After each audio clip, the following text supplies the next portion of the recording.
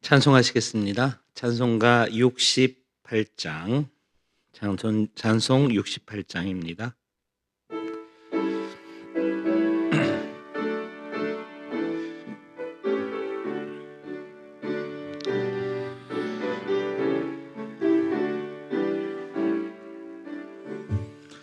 오 하나님 우리의 창조주시니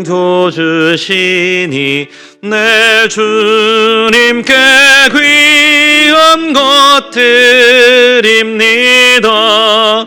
내 주께만 엎드려 경배드리며 내 주의 이름 높이 찬양하네.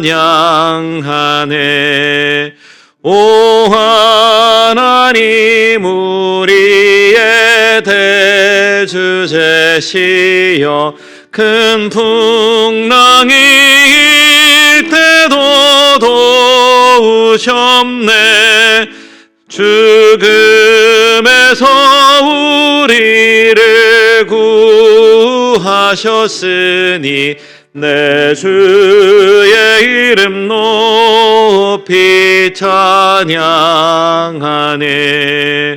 주 하나님 이름을 함께 높이며 대주제께 영광을 돌리오리. 그 능력이 우리를 지켜주시니 주 하나님을 높이 찬양하네. 아멘. 79장 찬송하시겠습니다.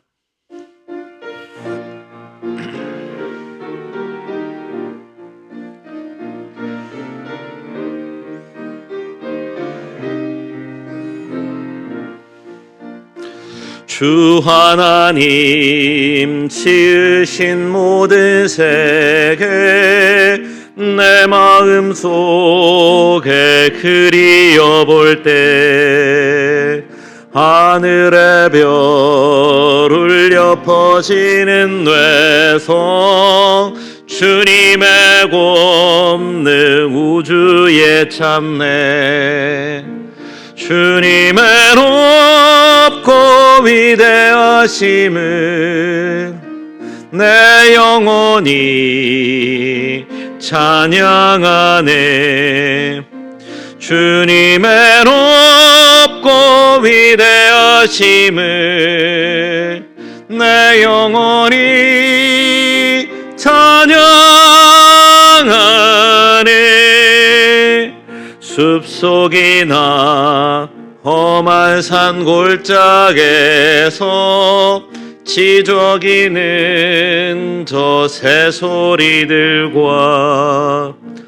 고요하게 흐르는 시냇물은 주님의 솜씨 노래하도다.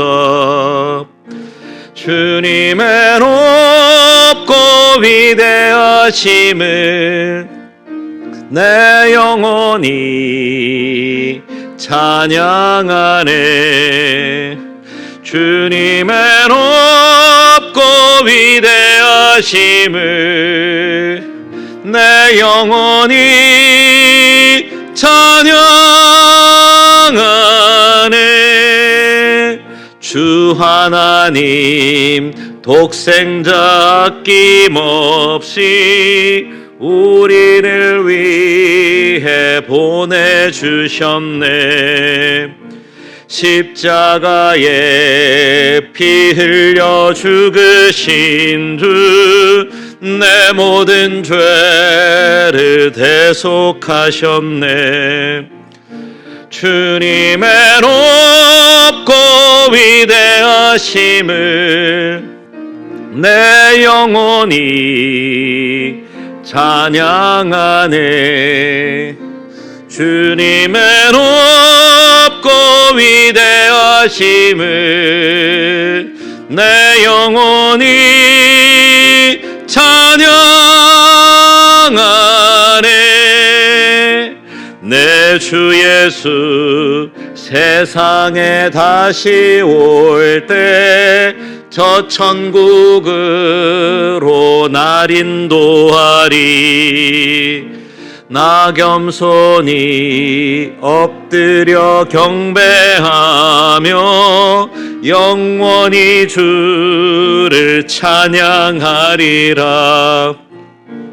주님의 높고 위대하심을 내 영혼이 찬양하네. 주님의 높고 위대하심을 내 영혼이 찬양하네.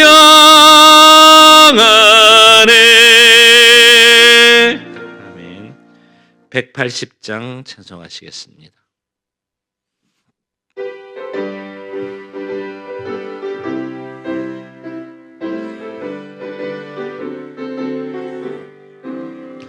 하나님의 나팔 소리 천지 진동할 때에 예수 영광 중에 구름 타시고 천사들을 세계 만국 모든 곳에 보내어 구원받은 성도들을 모으리. 나팔 불 때 나의 이름, 나팔 불 때 나의 이름, 나팔 불 때 나의 이름 부를 때에 잔치 참여하겠네. 무덤 속에 잠자던 자 그때 다시 일어나 영화로운 부활 승리 얻으리. 주가 택한 모든 성도 구름 타고 올라가 공중에서 주의 얼굴 배우리. 나팔 불 때 나의 이름, 나팔 불 때 나의 이름, 나팔 불 때 나의 이름 부를 때에 잔치 참여하겠네. 주님 다시 오실 날을 우리 알 수 없으니 항상 기도하고 깨어 있어서 기쁨으로 배우리 나가서도록 그때까지 참고 기다리겠네. 나팔 불 때 나의 이름, 나팔 불 때 나의 이름, 나팔 불 때 나의 이름 부를 때에 잔치 참여하겠네. 94장 찬송하시겠습니다. 94장입니다.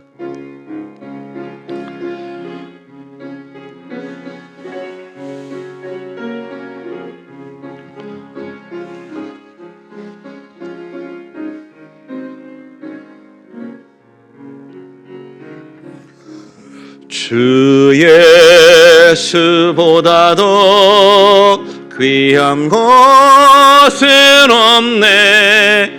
이 세상 부귀와 바꿀 수 없네.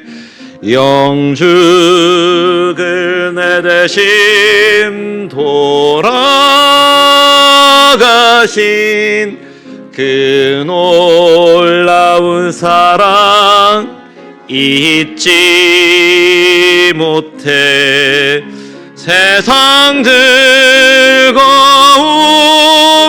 다 버리고 세상 자랑 나 버렸네. 주 예수보다도 귀한 것은 없네. 예수 밖에는 없네. 주 예수보다도 귀한 것은 없네. 이 세상 명예와 바꿀 수 없네. 이전에 즐기던 세상 일도 주 사랑하는 마음 뺏지 못해. 세상 즐거움 다 버리고 세상 사랑 다 버렸네. 주 예수보다도 귀한 것은 없네. 예수 밖에는 없네. 주 예수보다도 귀한 것은 없네.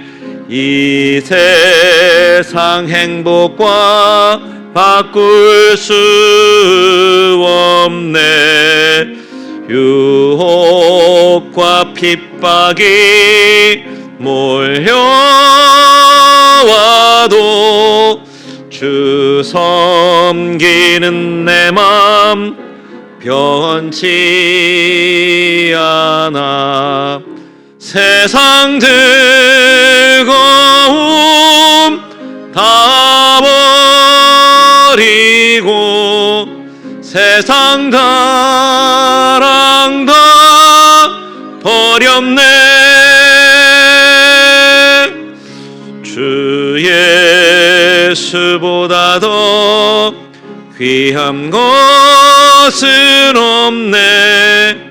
예수 밖에는 없네.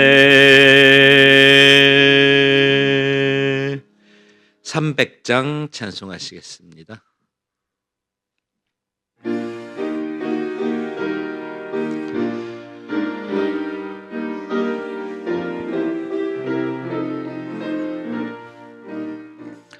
내 맘이 낙심되며 근심에 눌릴 때 주께서 내게 오사 위로해 주시네. 가는 길 캄캄하고 괴로움 많으나 주께서 함께하며 내 짐을 지시네. 그 은혜가 내게 족하네. 그 은혜가 족하네. 이 괴로운 세상 지날 때 그 은혜가 족하네. 희망이 사라지고 친구 날 버릴 때 주 내게 속삭이며 새 희망 주시네.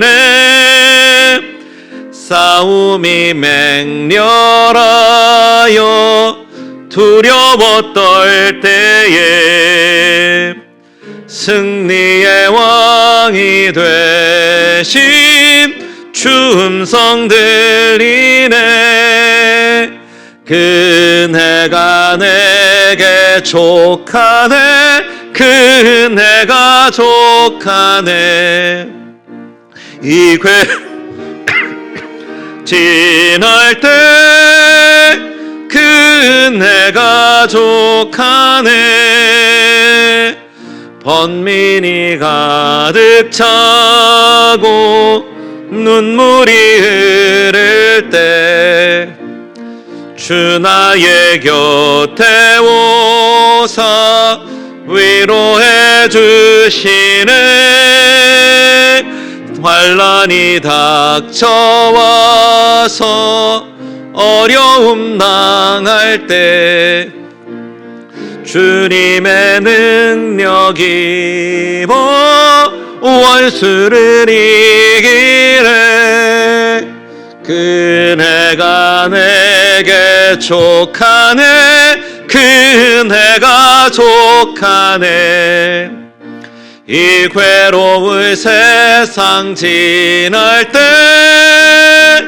그네가 족하네.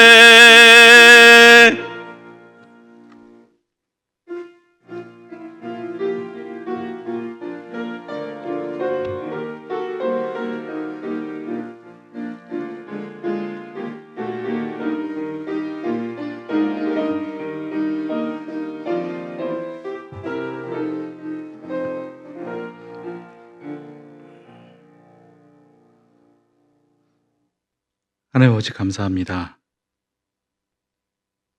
탕자가 아버지의 곁을 떠나 세상을 향해 나아갔고 방탕한 삶을 살았음에도 불구하고 하나님 아버지께서는 멀리까지 나가 그 아들을 기다려 주셨습니다. 기다려 주시는 아버지의 부르심의 은혜를 힘입어 오늘 이 시간에도 주의 사람들이 주의 전에 함께 모였습니다.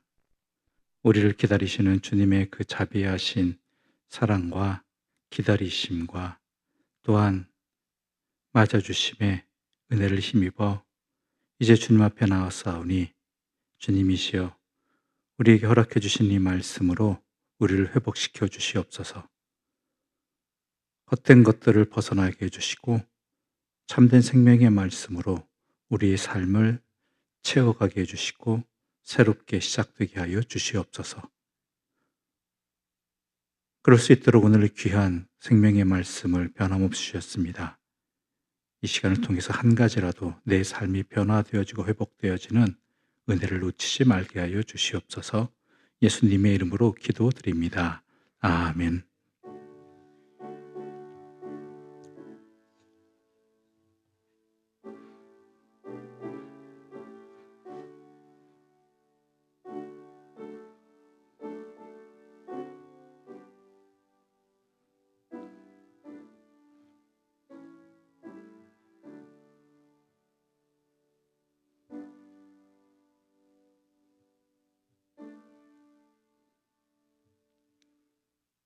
계속해서 이 수요 성경 공부 시간에 우리가 살펴보는 누가복음의 말씀입니다. 13장 1절부터 9절까지의 말씀입니다. 13장 1절부터 9절의 말씀입니다.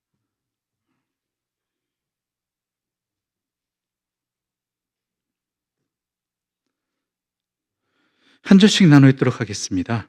마지막 절 9절은 함께 읽겠습니다.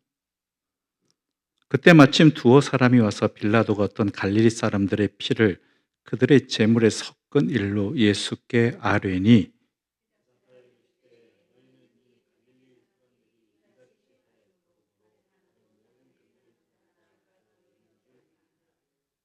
너희에게 이르노니 아니라 너희도 만일 회개하지 아니하면 다 이와 같이 망하리라.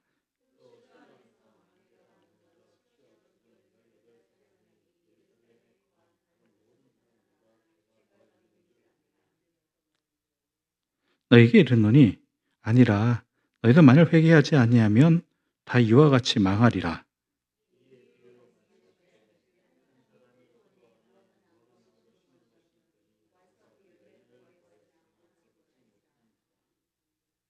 포도원 지객에게 이르되 내가 3년을 와서 이 무화과 나무에서 열매를 구하되 얻지 못하니 찍어버리라. 어찌 땅만 버리게 하겠느냐.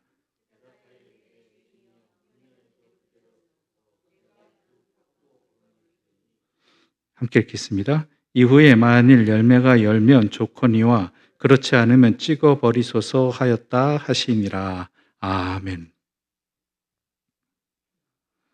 오늘 한 사건을 통해서 재해라고 할까요? 안타까운 사건을 통해서 오늘 이야기는 시작되어지지요. 우리는 이 사건이 구체적으로 어떤 사건인지 모르겠지만 오늘 본문에 표현된 기록된 그대로의 단어들을 살펴볼 때 이건 여러 가지 의미를 담고 있는 사건입니다. 우리가 먼저 알 수 있는 사건은 갈릴리 사람들이 빌라도에 의해서 죽임을 당했다. 그것도 제물을 준비하다가 그랬다라는 것이죠. 무슨 얘기인가 하면 1절의 말씀 우리 다시 한번 읽어볼까요? 1절입니다. 그때 마침 두어 사람이 와서 빌라도가 어떤 갈릴리 사람들의 피를 그들의 제물에 섞은 일로 예수께 아뢰니, 우리는 제사 드릴 때 제물을 드린다는 걸 알고 있습니다. 구약 때부터 전해져 온 것들이죠. 그런데요, 당시에 제사를 드릴 때 제물로 드리는 짐승은 누가 잡는지 아십니까? 자기들이 잡아야 돼요. 제물 드리는 사람이. 일반적으로 생각하기에 제사장 터에 제사 드리는 곳에 와서 제사장이나 아니면 그 관계된 사람들이 이런 일들을 행할 것 같지만, 당시에 제물 드린 짐승의 피를 뽑고 각을 뜨는 것은요, 전부 제사 드리는 그 당사자들이 해야 하는 일이었다는 것이죠. 여러분들이 동물의 피를 뽑고 또 각을 뜨는 일도 다 하셔야 됩니다. 드리려면. 그럼 제사장은 뭐 하느냐?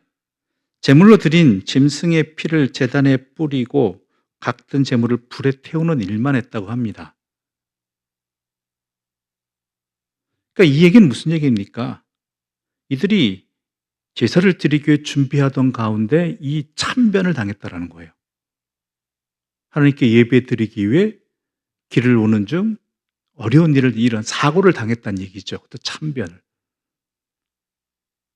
목회자로서 가장 힘든 소식 중에 하나가 그거죠. 가끔 뉴스에도 나오지만은 새벽 기도를 오시던 분들이나 아니면 마치고 가시던 분들이 길가에서 사고를 당하셨다.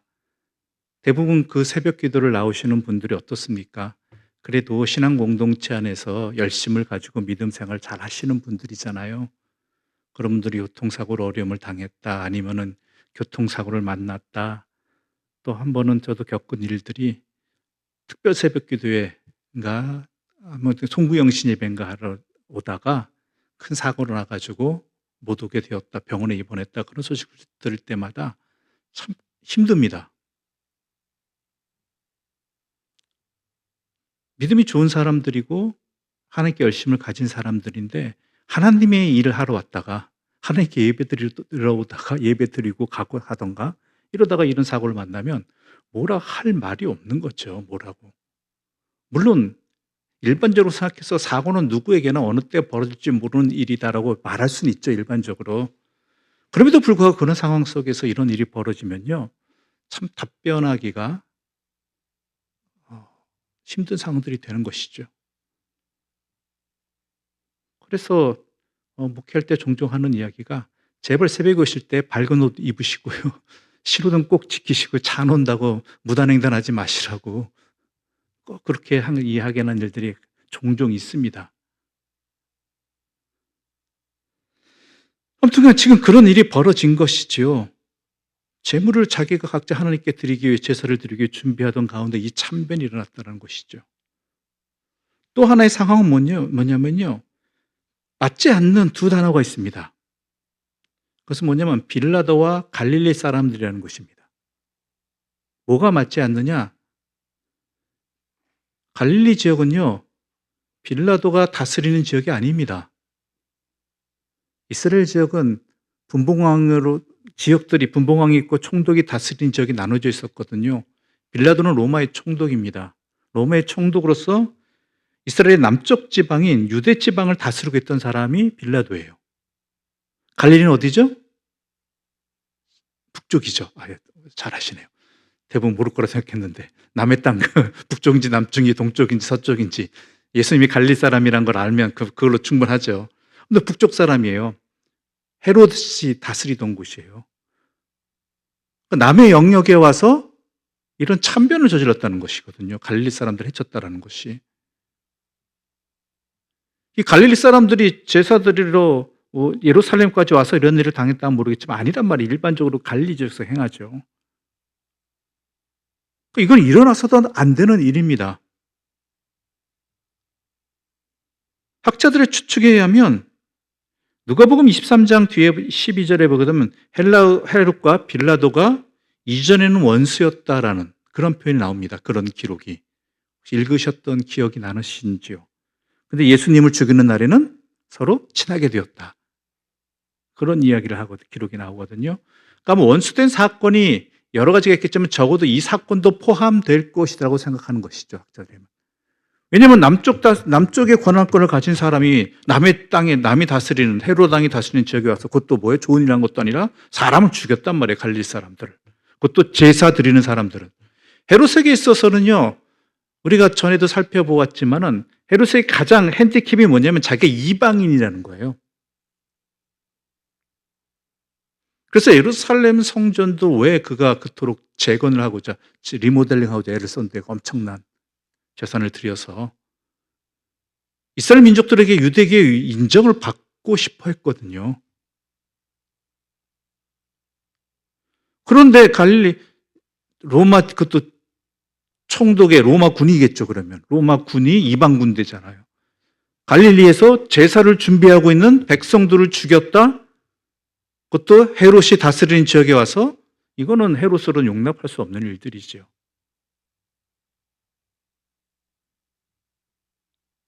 이게 벌어져서는 안 되는 일이고 벌어졌다라는 것이죠. 말 그대로 벌어져서는 안 되는 상황이 벌써 우리가 두 가지 살펴봤잖아요. 첫 번째는 제사를 준비하고 있었다.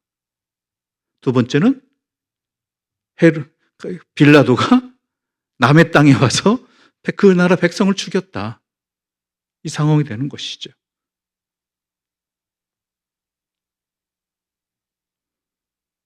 그래서 그들의 제물을 준비하던 그 사람의 피가 제물에 섞여 들어갔다는 것이죠.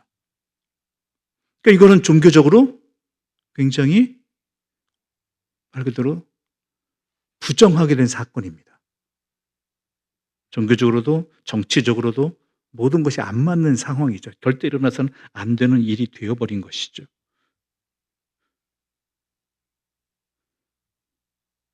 물론 빌라도가 그럴 만도 합니다. 그럴 이유가 있겠죠.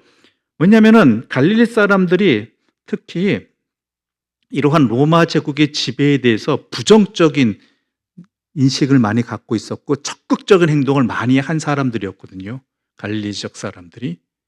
물론 다른 유대 지역도 마찬가지겠지만 갈릴리 지역은 특히 더 그랬다고 이야기를 합니다. 왜냐하면 갈릴리라는 지역 자체가 버림받은 땅, 버림받은 백성이라고 여길 정도였잖아요. 그러니까 자기들을 핍박하는 세력에 대해서 굉장한 저항의 역사를 갖고 있는 땅입니다.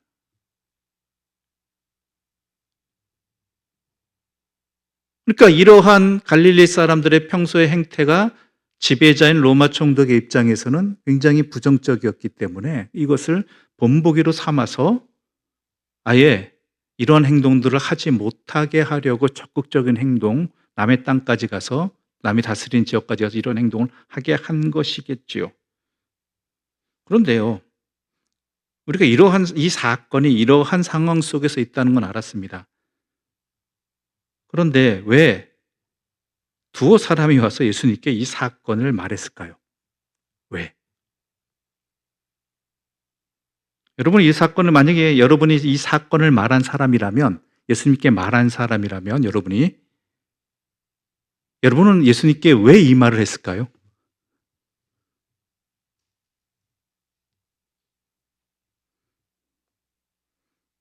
우리가 일반적으로 상상할 수 있는 것은, 첫 번째 예상할 수 있는 것은 예수님께서 바로 빌라도에게 대한 분노를 표현하시기를, 자기들의 분노를 같이 동조해 주시기를 원하셨던 것도 있겠죠.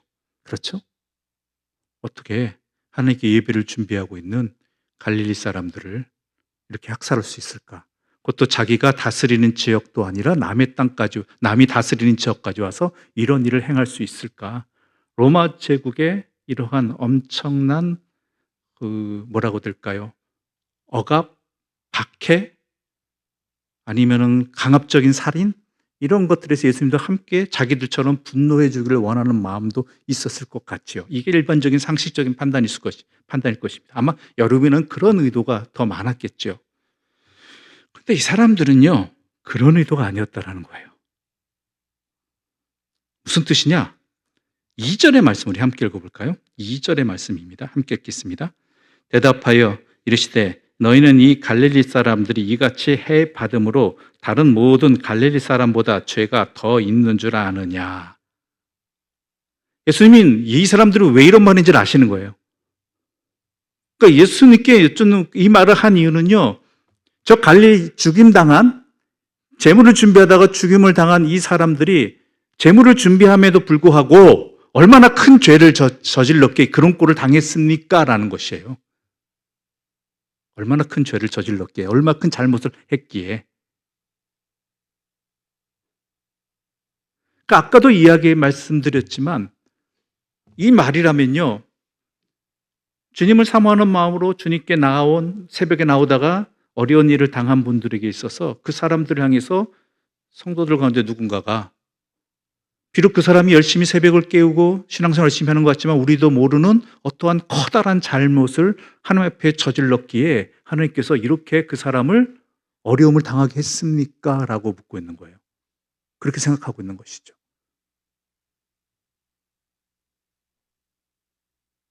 참 못됐죠.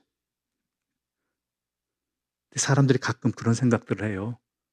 내 일이 아니니까, 내 가까이 있는 사람이 아니니까 그 누군가가 어려움을 당하면 그가 뭘 잘못해서 그렇게 이유가 있겠지, 그럴 만한 죄를 졌겠지, 이렇게 이야기한다는 것이죠. 그렇게 판단해 버린다는 것이죠.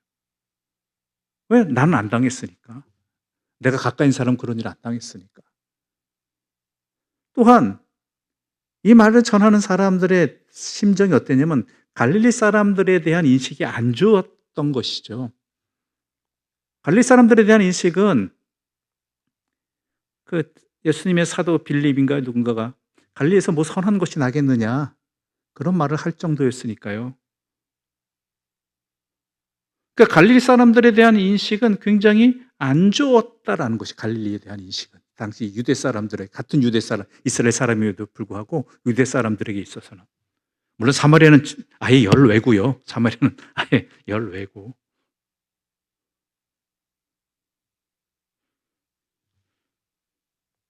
그러니까 빌라도 총독이랑 같은 관점이에요. 이거는 저 사람들이 아무리 제사를 준비한다 할지라도 로마 제국에 그동안 잘못을 저질렀기 때문에 거기에 대한 대가를 치른다고 생각하고 빌라도 총독은 그 일을 행하는 것일 거고요. 이것을 예수님께 이야기한 사람들조차도 그 사람들이 갈릴리 사람들이니까 뭐 선한 것이 있겠느냐, 그러니 그 사람들이니까 그 죄를 저질렀을 것이다라는 것이죠. 오늘날 사회 속에서도 가만히 인터넷상을 살펴보면 어떤 비참한 사건이 벌어지거나 어떠한 범죄의 사건이 벌어지거나 하였을 때요, 가끔 이러한 반응들이 나타납니다. 역시 어느 나라 사람이야. 역시 어느 동네야. 근데 안타깝게도요, 그런 안 좋은 사건 속에서 이러한 판단을 받는 대상 중에 하나가 우리 기독교회도 역시 기독교야. 오늘 세상 속에 그러잖아요. 교회가 그럼 그렇지.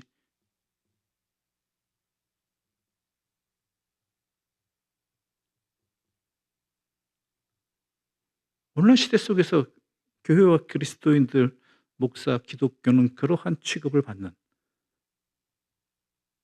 교회가, 목사가 이게 아니에요. 역시.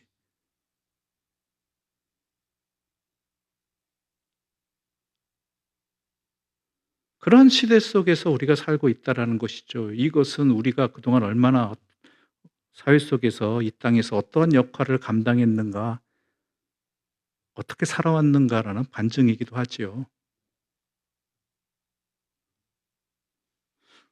아무튼간 그러니까 이 사람들이 이렇게 생각한 거예요. 예수님께 와서 이들이 제사를 준비함에도 불구하고 하나님께서 그를 허락하신 것은 이 사람들이 제사도 받기 싫어하실 만큼 이 사람들이 죄를 졌기 때문일 것이라고 막 추측하는 거예요.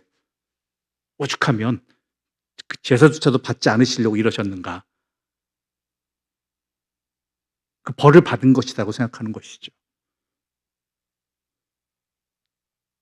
전혀 그렇지 않잖아요. 전혀 그렇지 않음에도 불구하고.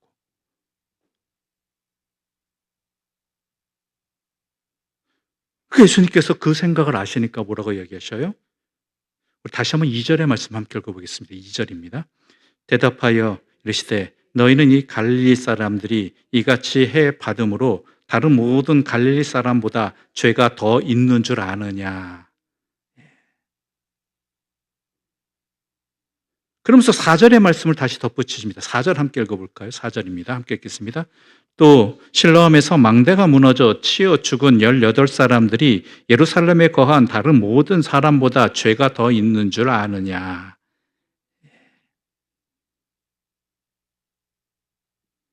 실로암에서 망대가 무너져 치여 죽은 18사람. 그 건축 현장에서 사고가 난 거죠. 근데 그 사람들을 안타까워하기보다 뭐라 그래요? 그 사람들이 얼마나 큰 죄를 저질렀길래 그 사고 현장에서 목숨을 잃었을까라고 생각한다는 것이죠.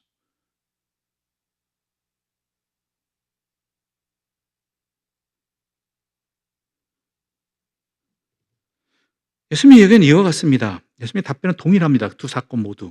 3절 말씀 함께 읽어볼까요? 3절입니다. 내가 너희에게 이르노니 아니라 너희도 만일 회개하지 아니하면 다 이와 같이 망하리라. 5절도 함께 읽겠습니다. 너희에게 이르노니 아니라 너희도 만일 회개하지 아니하면 다 이와 같이 망하리라. 동일하게 뭐라고 하십니까? 회개해라라는 거, 회개하라. 여러분 오해하지 마십시오. 그 사람들이 죄가 있고 너희도 죄가 있다 그런 차원의 문제가 아닙니다. 그런 어떤 징조들을 보았을 때 회개해야 된다라는 말이 뭐냐? 우리의 삶을 돌아보고 바꿔야 된다라는 것이거든요. 우리가 고백만 하고 끝나는 게 아닙니다. 고백은 시작일 뿐입니다. 고백했다라면 우리의 마음을 바꿔야 되고 우리의 삶을 바꿔야 돼요. 그래서 어떻게 살아야겠다, 어떻게 결단해야겠다. 뭐 지각해서 죄송합니다. 그걸로 끝이에요? 아니잖아요. 지각 안 하기 위해서 내가 어떻게 하겠습니다. 어떻게 하는 그것까지 나와야 되잖아요. 뭐 5분 일찍 일어난다든가. 그렇죠? 미리 전날 가방을 나갈 준비를 해 놓든가. 뭐 옷을 챙겨놓고 가방을 챙겨놓고 한다든가 전날. 이런 행동들이 있어야 되는 것이죠. 그런데 그럼 회개하라는 것이 뭐냐? 그럼 이 사람들도 죄인인 것처럼 너희도 죄인이니까 이렇게 해라는 그런 소극적인 의미냐? 아니라는 것이죠. 우리 다시 한번 1절 읽어볼까요? 1절의 말씀 함께 읽어보겠습니다. 그때 마침 두어 사람이 와서 빌라도가 어떤 갈릴리 사람들의 피를 그들의 제물에 섞은 일로 예수께 아뢰니 1절의 시작은 이와 같습니다. 그때 마침이라는 것이죠. 그때 마침이라는 말로 시작하잖아요. 그때가 언제예요? 앞장 때, 앞장. 누가복음 12장 54절에서 59절의 말씀과 연관이 있다는 것이 거기서 예수님이 뭐라고 말씀하셨냐면은 구름이 일면 비가 오고 남쪽에서 바람이 불면 무더울 것이라고 날씨를 분간하듯이 이 시대를 분별하라고 말씀하셨거든요. 또한 모든 빚을 다 갚지 않으면 법정에서 자유로울 수 없듯이 하나님의 말씀을 제대로 받지 않으면 사람이 변하지 아니한다면 마지막 심판 때에서 돌이킬 수 없는 낭패를 겪게 될 것이라고도 말씀하셨어요. 그것과 연결된 것이 바로 그때 마침 이러한 얘기가 나왔다라는 거예요. 그러니까 연결해서 봐야 된다는 것이죠. 즉 세상에 일어나는 모든 일들을 통해서 내 자신을 돌아볼 줄 알아야 된다는 거예요. 내가 어떻게 어떤 일을 당할지 모른다라는 것이죠. 말 그대로 일상적으로 내 먹고 살기 위해서 생업의 자리에 있다가도 어떤 일을 당할 줄 모르고요. 심지어는 하나님 앞에 나오던 길, 예배 드리고 가던 길에서도요, 내 자신이 어떤 일을 당할 줄 모른다라는 거예요. 그건 죄가 있고 없고의 문제가 아니고 믿음이 좋고 나쁘고의 문제가 아니라는 것입니다. 도리어 그런 일들을 통해서 내 자신의 삶을 돌아볼 수 있는, 돌이킬 수 있는 기회를 삼아야 된다는 거죠. 그것을 징조로 해서. 나도 어떻게 그런 일을 당할지 모르는데 그때에서 내가 만약 그런 일을 당했을 때 내가 내 삶을 돌이킬 수 있는, 회개할 수 있는 기회를 놓쳐버리게 된다면 얼마나 안타까운 인생으로 끝나겠느냐라는 것이죠.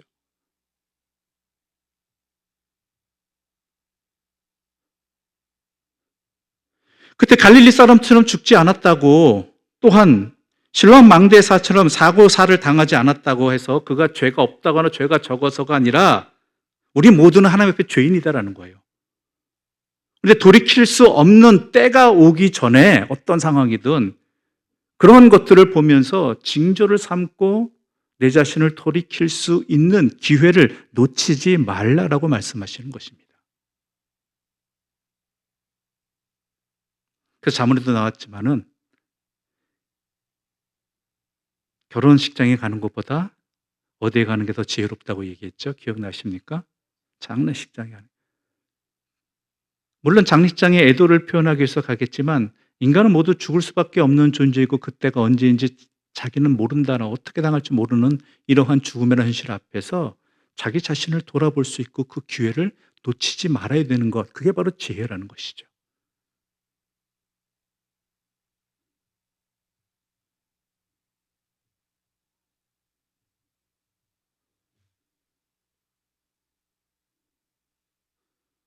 그래서 3절이나 마찬가지로 5절에도 너희에게 이르노니 아니라 너희도 만일 회개하지 않으면 다 이와 같이 망한다라는 게 기회를 놓쳐버린다라는 거예요. 또 기회를 놓쳐버린다.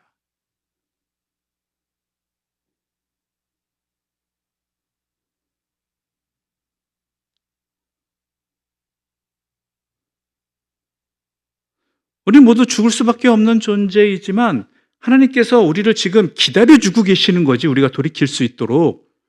그 기회만, 그 기다리심의 시간도 언젠가는 끝이 난다라는 것이죠. 한없이 기다리시는 분은 아니라는 것이죠.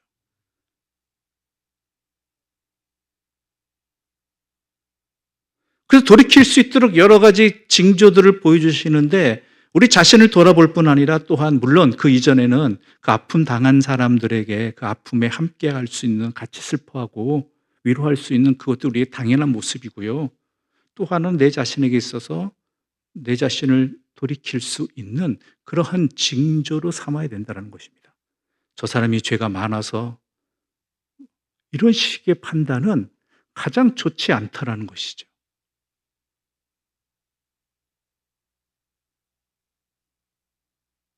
우린 다른 사람들 향한 잣대질은 잘 하는데 그 잣대를 나에게 돌이키는 일은 거의 없습니다.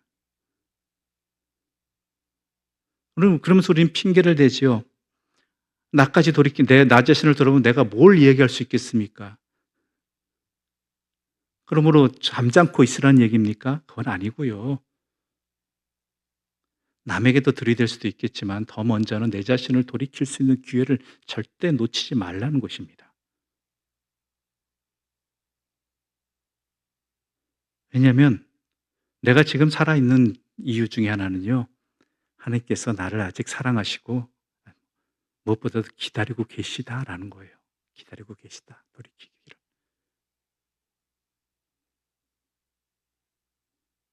그래서 다음의 비유가 이어지는 겁니다.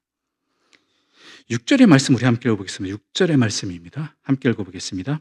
이에 비유로 말씀하시되 한 사람이 포도원에 무화과 나무를 심은 것이 있더니 와서 그 열매를 구하였으나 얻지 못한지라. 예.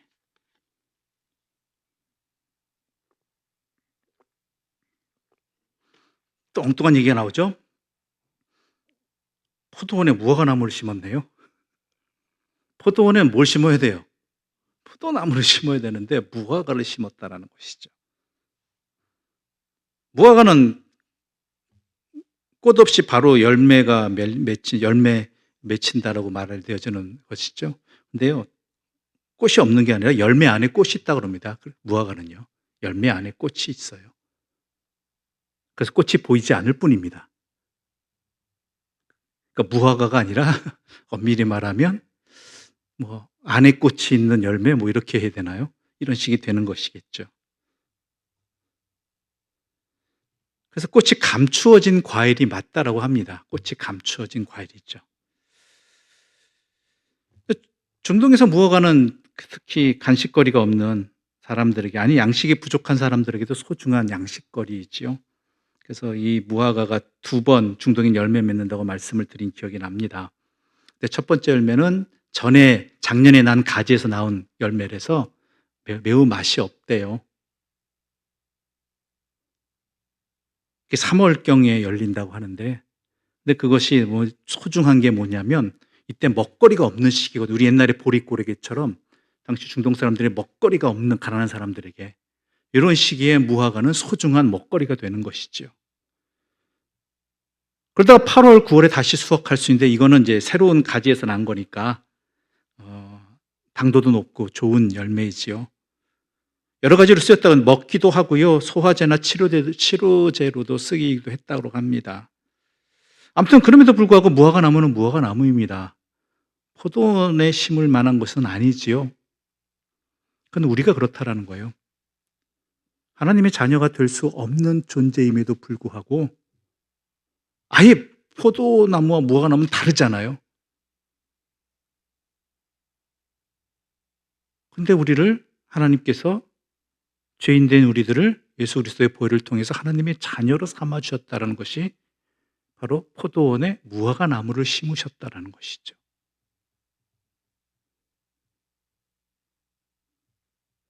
근데 그렇게 하고 열심히 돌봤음에도 불구하고 어때요? 아무런 열매를 맺지 못했다는 것이죠. 7절의 말씀 함께 읽어보겠습니다. 7절입니다.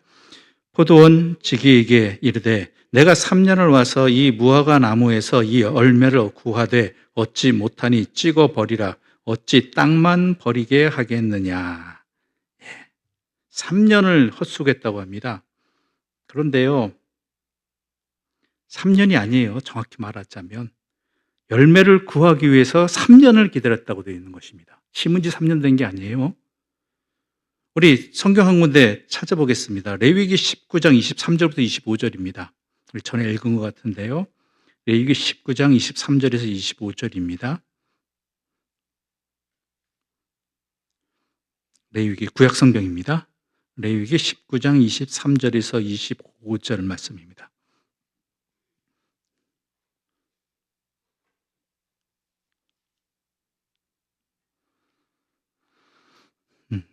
레위기 19장 23절에서 25절 함께 읽어볼까요? 너희가 그 땅에 들어가 각종 과목을 심거든 그 열매는 아직 할례 받지 못한 것으로 여기되 곧 3년 동안 너희는 그것을 할례 받지 못한 것으로 여겨 먹지 말 것이요 넷째 해에는 그 모든 과실이 거룩하니 여호와께 드려 찬송할 것이며 다섯째 해에는 그 열매를 먹을지니 그러하면 너희에게 그 소산이 풍성하리라. 나는 너희의 하나님 여호와이니라. 이스라엘 백성이 가나안 땅에 들어가서 유실수를 심었을 경우 하나님께서는 뭐예요? 열매를 맺기 시작해서 3년 동안 부정하기 때문에 먹지 말라. 3년을 먹지 말라. 열매를 맺기 시작했을 때 3년 동안. 그 열매 맺기 전까지 뭐예요? 또 기간이 있겠죠. 나무가 심는다고 바로 그 해에 열매 맺는 거 아니잖아요. 몇 년 기다려야 되잖아요. 그래서 열매를 맺게 되는데 3년 동안은 부정하니까 먹지 말라고 했습니다. 그리고 열매 맺은 지 4년째 되는 것은 뭐예요? 하나님께 온전히 드려라. 열매 맺은 지 5째부터 너희들이 먹으라 이거예요. 그러니까 이 주인은요, 열매 맺기 시작한 해 5째부터 3년을 기다린 거예요. 3년을. 그 최소 몇 년이에요? 당장 열매를 맺는다고 심자마자 열매 맺는다 할지라도. 그렇죠? 8년? 맞나요? 5, 6, 7. 7년, 내지는 8년. 근데 그 앞에 또 심고 하면은 열매 맺기까지 이게 시간이 걸리니까 적어도 몇 년은 더 플러스 되겠죠. 최소한 8년, 7, 8년 이상을 기다렸단 말이에요. 7, 8년 동안 열매 하나 못 얻어먹었어요. 여러분 어떡하시겠어요?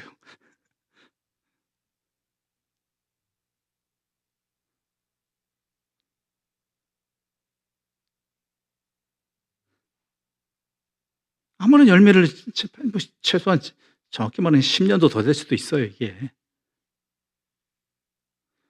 특별히 잘 돌보도록 포도원에다 심었는데, 그래서 신경 쓰며 돌봤는데 헛수고가 되어버린 것이죠.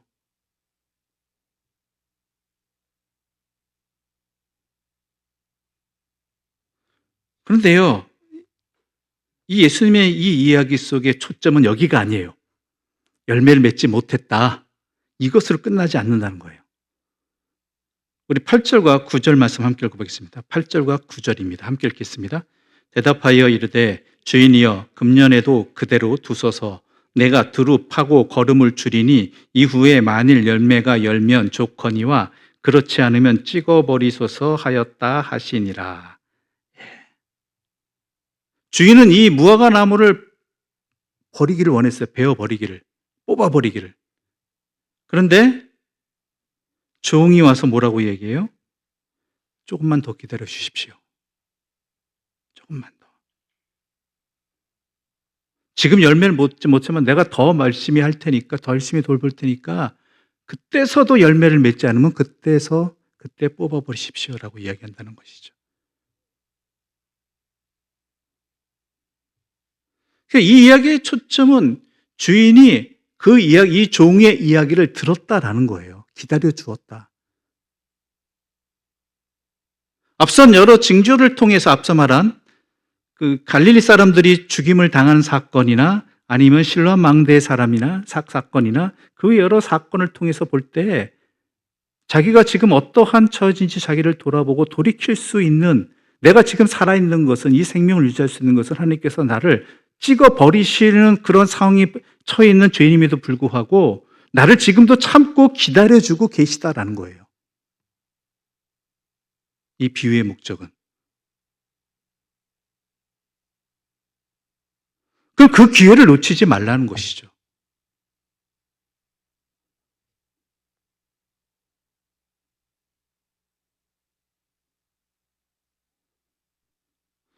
사도 바울이 이것을 이렇게 고백합니다. 디모데전서 1장 16절 말씀 함께 읽어볼까요? 디모데전서 1장 16절 말씀을 함께 좀 찾아보겠습니다. 디모데전서 1장 16절입니다.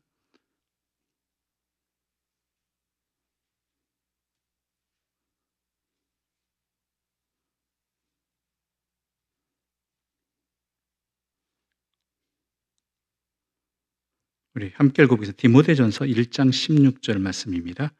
그러나 내가 긍휼을 입은 까닭은 예수 그리스도께서 내게 먼저 일체 오래 참으심을 보이사 후에 주를 믿어 영생을 얻는 자들에게 본이 되게 하려 하심이라.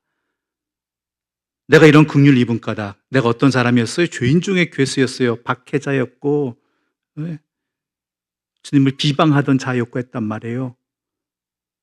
그런데 내가 나중에 어떻게 돼요? 사도가 되었단 말이에요. 이 긍휼을 입은 까닭은 먼저 주님께서 나를 오래 참으셨기 때문이다. 기다리셨기 때문이다라는 거예요. 그래서 내 삶의 모습이 주님을 믿어 영생을 얻은 자들에게 본이 되게 하려고 한다. 나의 나된 것은 다 하나님의 은혜라는 것이죠. 하나님의 오래 참으심 덕분이다라는 것입니다.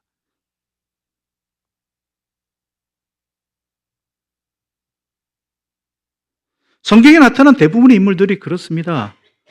다 하나님의 오래 참으심 덕분에 그 사람이 하나님의 사람이 된 거예요. 제자들 어땠어요?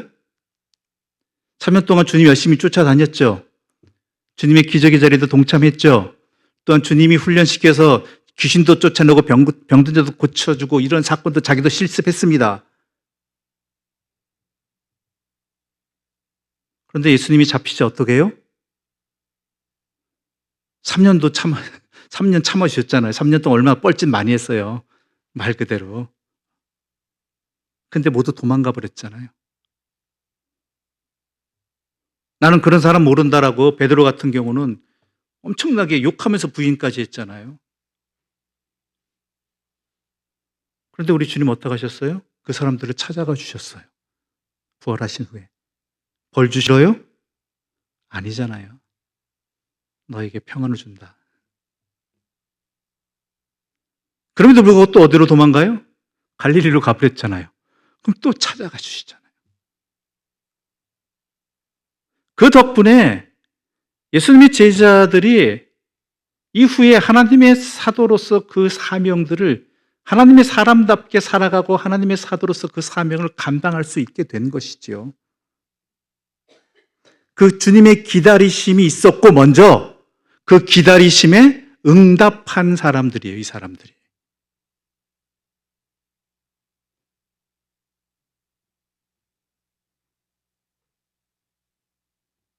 그렇다고 한없이 기다리시는 분 아닙니다. 한없이 기다리시는 분 아니에요. 그러니까 그 기다림이 끝나기 전에 어떤 상황에서 내가 그 기회를 어떤 자리에서든 어떤 상황에서든 그 기회를 놓치기 전에 그러한 사건들의 모습을 보면서 자기 자신을 돌아볼 수 있고 그 기회를 놓치지 말아야 된다는 것이죠.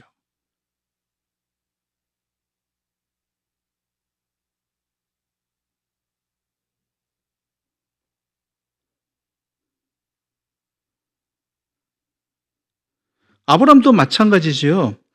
아브라함이 우리는 보통 대단한 사람이 여기잖아요. 그래, 시작은 참 좋았어요. 명령하신 대로 자기 본토 친척 아비집을 떠났죠. 그런데 중간중간에 얼마나 많은 어리석은 행동들을 많이 하였습니까? 가다가 쉬었죠? 오랫동안. 우르에서 떠나서 하란에서 쉬었잖아요. 다시 불러주셨잖아요. 그래서 그 다음에 가나안 땅으로 와가지고 어땠어요? 절대 애굽으로 내려가지 말라고 했는데 흉년 들었다고 내려가 버렸죠. 내려가서 어떤 일을 했어요? 자기 마누라도 못 지켰잖아요. 자기 마누라를 누이라고 속였잖아요. 자기 살아남기 위해서. 그것도 한 번이 아니라 또 두 번이나. 이런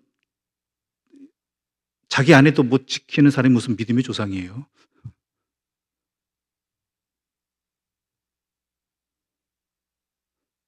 또 어땠습니까?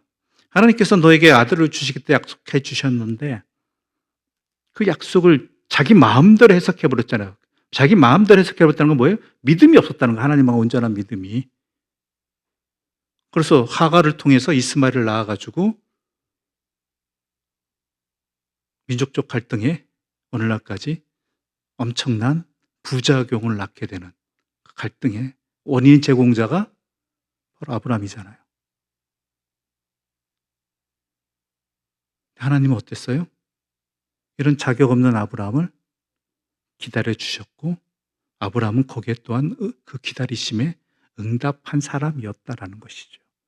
그래서 그가 나중에 아브라함이 되고 믿음의 조상이 될 수 있었던 것이죠.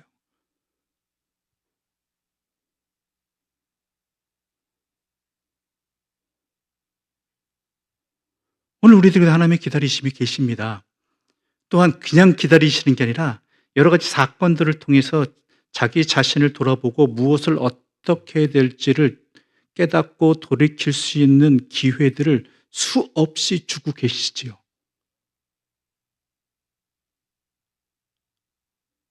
거기서 우리가 제대로 응답하고 살아가고 있느냐라는 것입니다. 내가 진정 주님 앞에 서게 되는 그날이 왔을 때 하나님께서는 과연 우리의 무엇을 보고 어떠한 것을 보고 우리가 착하고 충성된 종이라고 말씀하시겠는가?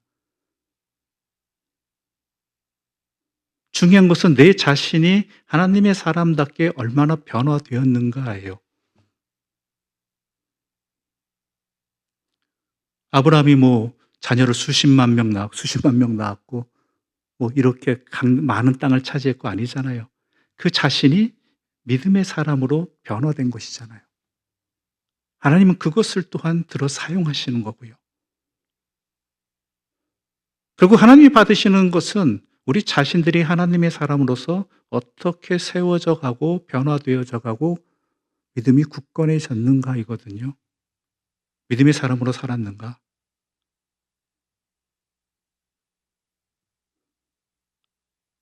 그 기회를 절대로 놓치지 주신 참고 기다리시는 나를 하나님의 자녀로 무화과 나무에도 불구하고 포도원에 심어주시고 포도원 지기로서 정성을 다해 나를 지켜주시고 그럼에도 불구하고 열매가 계속 오랫동안 맺어지지 못했음에도 불구하고 나를 기다려주시지는 그 주님의 은혜를 놓치지 말라는 것이죠.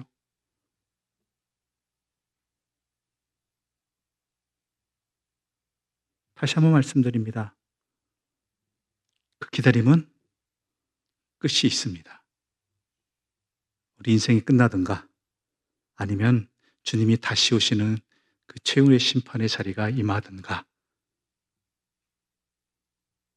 그 기회가 상실되기 전에 우리의 모든 삶의 자리에서 벌어지는 일들을 돌아보면서 하나님의 뜻을 깨닫고 내 자신을 주님 앞에서 돌이킬 수 있는 기회로 놓치지 말기를 주님께서는 오늘 이 말씀을 통해서 우리들에게 선포하고 계시는 것이고 강력하게 권면하시는 것이고 우리의 이 말씀 앞에 이 기다리심 앞에 우리가 제대로 응답해야 된다라는 것이죠.